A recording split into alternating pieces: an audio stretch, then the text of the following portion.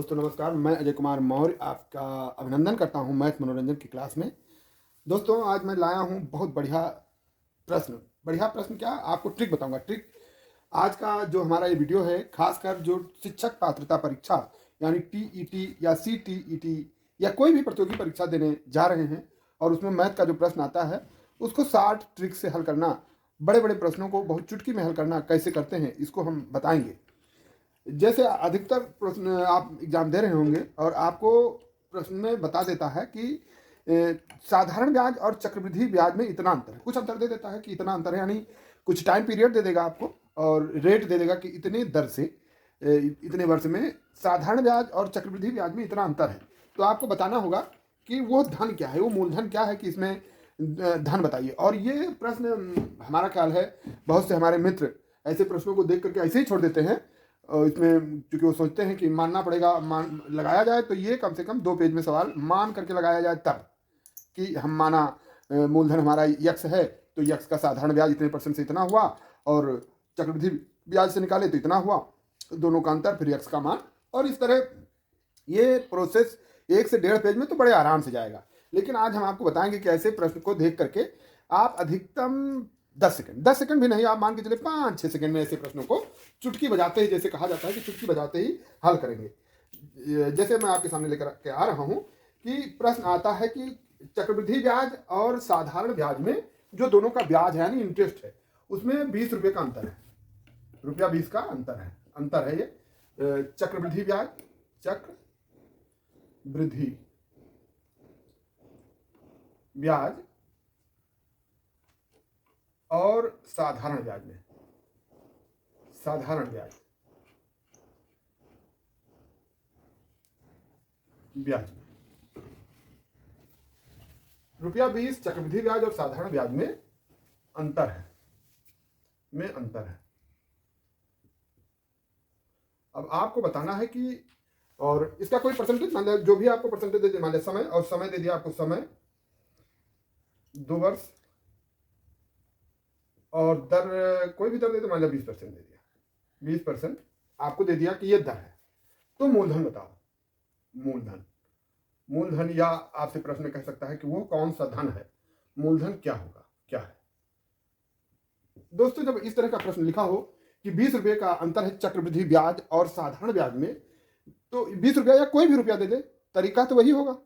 अब इसको अगर जो माना जाए तो माना चक्रवृद्धि हमारा मूलधन X रुपया है और फिर उसके आधार पर हम साधारण ब्याज निकालें और उसी के आधार पे हम चक्रवृद्धि ब्याज निकालें, फिर हमारा निकल करके आएगा और फिर माइनस करेंगे, फिर मतलब लंबा प्रोसेस।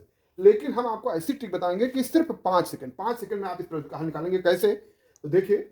और मैं जान रहा हूँ, मैं खास करके हमारे जो परम मित्र श्री साईं दयाल जी और श्री मोहित जी, श्री जहीर अली जी, आप लोग ये वीडियो देख रहे होंगे, तो आप लोग, हम जानते हैं कि आप मेरे वीडियो को देखते हैं, तो जरूर इसको ध्यान दीजिएगा। आप सब भी इसे कुछ पल में केवल हल करेंगे, कुछ पल में, क्योंकि आप सभी कुशाग्र बुद्धि के मालिक हैं। सुनीता जी जैसे हैं और ये रजनी सिंह जी, बहुत अच्छा आपका माइंड काम करता है, बहुत तीव्र बुद्धि की मालकिन है आप। खासकर आप सब लोग इसको ध्यान से दीजिएगा। अच्छा, जो हमने ये नाम लिए हैं, हमारे चैनल को सब्सक्राइब भी किए हैं और मैं आप सभी का आभार व्यक्त करता हूं। और मैं जो बताने जा रहा हूं ये देखिए, बहुत साधारण सा, बहुत सिंपल सा तरीका क्या होता है कि सबसे पहले ध्यान दीजिए कि 20 रुपये का इसने अंतर बताया है कि साधारण ब्याज और चक्रवृद्धि ब्याज में अंतर है। आपको करना क्या, और 20% दर इसने बताया है 20%। अब आप करें क्या, 100 तो आप प्रतिशत निकालेंगे तो 100 का मान मतलब तो पहले ही आ जाता है, तो 100 आप लीजिए, 100/20। और पावर में आप लगाएं समय जैसा आप लगाते हैं पावर में लगाइए समय, यानी 2 वर्ष यही है। और इसको गुणा कर दीजिए, जितने रुपए का अंतर है, ये 20 रुपये का अंतर है, आपकी सारी समस्याएं हल। सारी समस्याएं कैसे हल, अब यही हल कर लीजिए। 20 एक कम और 20 पंचे 100, 5 आ गया। अब इस 5 और ये स्क्वायर है तो 25, यानी 25 गुणे 20, 25 गुणे 25, 25 दूनी 50 बराबर 500। यानी वो धन 500 रुपये था जिसमें चक्रवृद्धि ब्याज और साधारण ब्याज में 20 रुपये का अंतर आया और समय 2 वर्ष था और दर उसका 20%। हमने ऐसा कर दिया। अब आपको लगता होगा कि अब हम इसे कैसे मान लें, हम इसे आपको प्रूफ भी करके दिखाते हैं। प्रूफ का मतलब है इसी नंबर को, आप जो ये नंबर आया है इसी का आप साधारण ब्याज पहले निकाल लो, चक्रवृद्धि ब्याज निकाल करके देख लें। तो साधारण ब्याज का सूत्र क्या होता है, मूलधन गुणे दर, दर आपका है 20%, तो मूलधन गुणे दर और गुणे समय, समय है आपका 2 वर्ष। बटे 100, यही हुआ। अब आप यहाँ पर 100, 2 जीरो ये और 2 जीरो ये कट गए, 20 पंचे 100 और 100 दूनी 200, 20 पंचे 100, 100 दूनी 200, ये आपका 200। ये आया आपका क्या, साधारण ब्याज आया। साधारण ब्याज आ गया आपका 2 वर्ष का। अब चक्रवृद्धि ब्याज निकालें। चक्रवृद्धि ब्याज आप, तो चक्रवृद्धि ब्याज का फार्मूला होता है ए यानी अमाउंट बराबर मूलधन गुणे 1 + r/100 पावर n था समय। अब यहाँ पर आप देखिए पी हमारा यहाँ 500 हमने लिया है, तो 500 और गुणे, एक तो हमारा गुणे का मतलब है यहाँ ब्रैकेट में आप लिखोगे 1 + r आपका कितना है 20%, तो 20/100 पावर में समय आपका 2 वर्ष है। अब आप इसको सॉल्व कीजिए। ये सॉल्व करेंगे तो कैसे, ये 500 तो हो ही जाएगा, और इसको जब हल करेंगे तो 120 बटे आपका कितना आएगा 120/100, और 120/100 को हल करेंगे कितना आएगा गुणे 30/25, और यहाँ पर भी गुणे 30/25।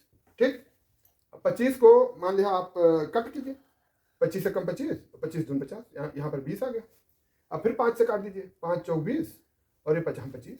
ठीक, और फिर 50 8 40, 5 मतलब 5 कम 5 और 5 6 31, 6 आ गया, यानी नीचे आपका सब कट गया। और 6 3 18 180, और 180 को 4 से गुणा करें तो 720, 18 चौक 72 यानी 720, ये बराबर आ गया आपका 720 रुपये। और ये अमाउंट आया आपका। अमाउंट मतलब इसमें आपके प्रिंसिपल और इंटरेस्ट दोनों जुड़ा है, और प्रिंसिपल आपका 500 है, तो 720 माइनस 500 यानी 220 रुपये आपको इसमें इंटरेस्ट मिले, और साधारण ब्याज में इंटरेस्ट मिला था 200 रुपये, तो आपका अंतर 20 रुपये का आ गया। संभवतः आप लोग बहुत अच्छे समझ गए होंगे, लेकिन आप लोग को अगर जो इस एक प्रश्न समझ में ना आया हो, हम एक दूसरा इसी तरह करके दिखाते हैं जिससे आपको ज़्यादा समझ में आया। तो ज़्यादा समझ का मतलब है कुछ चेंज कर देंगे, मान लीजिए चलिए इसको इरेज करते हैं और कुछ इसमें बदल दिया जाए, बदल करके देखा जाए तो हमारा ख्याल है वैसे समझ में आप लोगों को सबको आ गया होगा, लेकिन बदल लेते हैं। बदलने में बहुत कुछ ना बदल करके मान लिया अंतर यही रखे, परसेंटेज 10 करते हैं, यहाँ 10 कर दीजिए।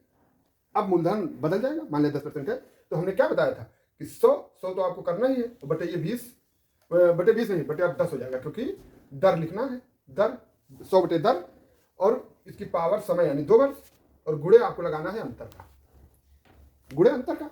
तो अब फिर वही 10 कम 10 धन 100, ये 10 आ गया, और 10 का पावर 2 तो 10 धन 100, ये 100 हो गया, 100 गुणे 20 यानी 2000, वो मूलधन हो गया 2000। यहाँ तक आप समझ ही गए होंगे। अब इसका साधारण ब्याज निकालिए। साधारण ब्याज का सूत्र आप जानते ही हैं, मूलधन गुणे दर, दर 10 है यहाँ पर, गुणे समय और बटे 100, 2 जीरो ये कट हो गए।